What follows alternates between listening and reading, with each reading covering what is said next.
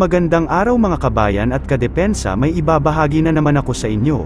Dahil ngayong araw na ito ay may pag-uusapan tayong tungkol sa ating depensa. Chinese officials sa Pilipinas ipapatapon pabalik ng China. Pero bago tayo magpatuloy, wag mo muna kalimutan mag-like, share, and subscribe.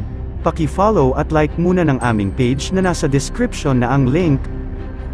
Pinag-iisipan sa ngayon ng gobyerno ang panawagan ng ilang mambabatas na ideklarang persona non grata si Chinese Ambassador to the Philippines Wang Zilian. So yung kay Ambassador Wang po, kasi there are also calls from lawmakers to recall the ambassador or declare him as persona non grata. Is this something that I'm sure the DFA po ay pwede bang gawin yon, or it's the call of China to recall their ambassador? When an ambassador assumes he is accepted and by the accrediting host government, if you do something or say something that is unwelcome, then you can be subject to what they call persona non grata. But with this case, I think it's something that will have to be seriously considered, whether the incidents or the series of incidents merit having him be a persona non grata. But I would also like to add this.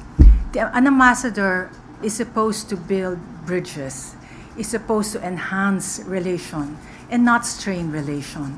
So we are calling that he assumes that he will try to do his best to actually enhance relations between the two countries, just as we expect our ambassadors posted abroad to do the same. Morning, ma'am. Just a follow-up on his question. You have mentioned about this, that the government the DFA seriously considering or studying whether it would merit the declaration of the ambassador as persona non grata. Will the DFA recommend it to the president, or who would decide?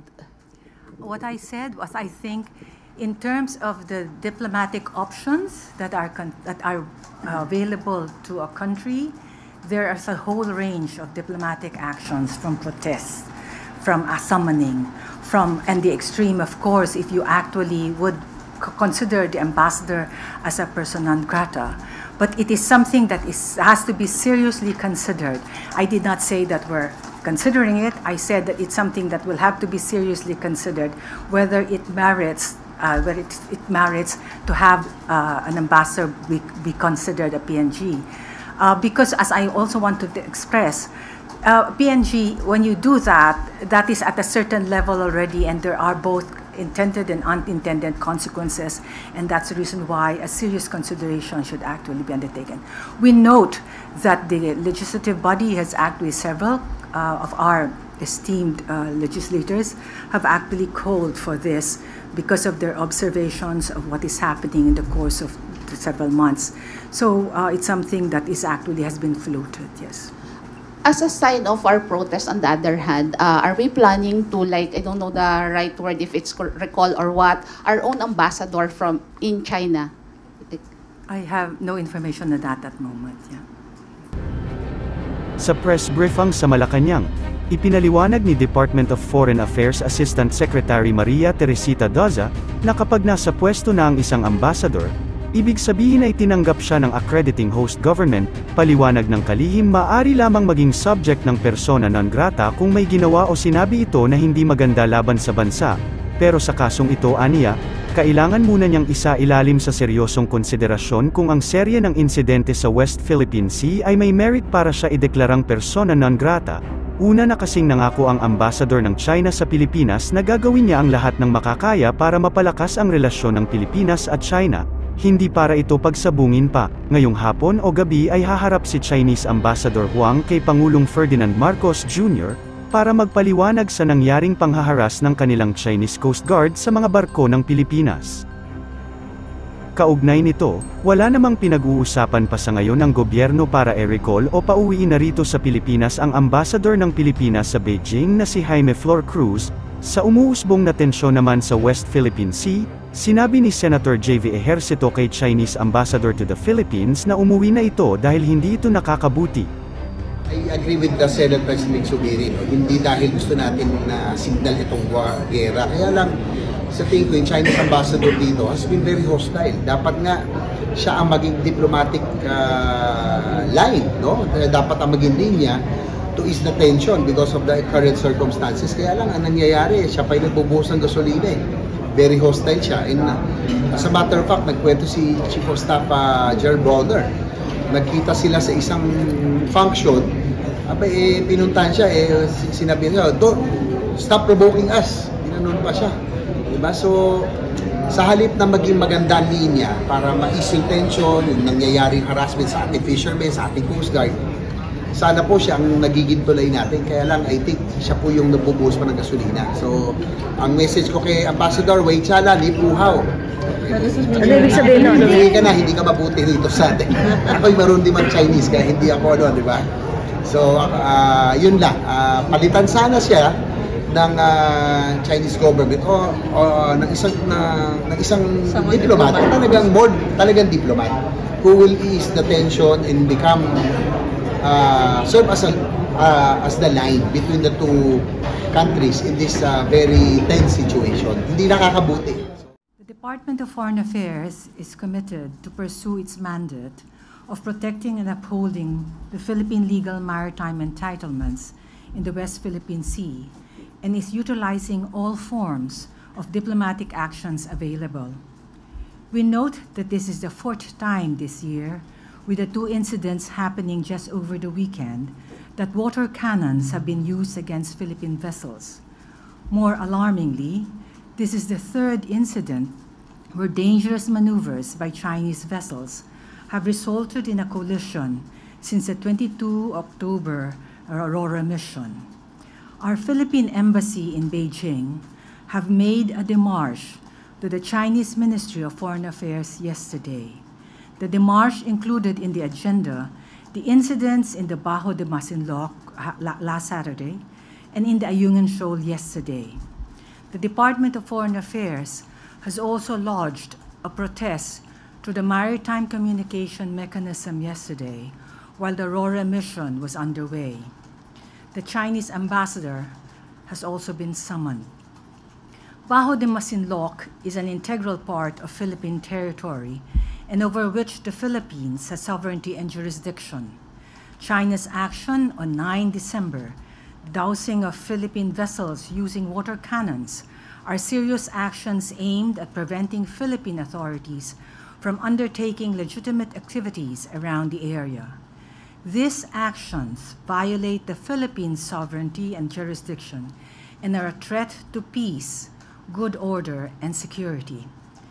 We reiterate that the resupply mission to the BRP Sierra Madre on Ayungin Shoal on 10 December is a legitimate exercise of the Philippines, given that the feature is part of our exclusive economic zone and continental shelf. The Philippines has sovereign rights and jurisdiction over it. As a low-tide elevation, Ayungin Shoal can neither be subject of a sovereignty claim, nor is it capable of appropriation under international law. China's purported exercise of maritime law enforcement powers, interference with Philippine rotation and resupply missions, harassment and intimidation of Philippine fisherfolk, or any other activity that infringes upon Philippine sovereignty and jurisdiction in Bajo Masinloc and the Philippine sovereign rights and jurisdiction in Ayungin Shoal are violation of international law, particularly the UN Convention on the Law of the Sea.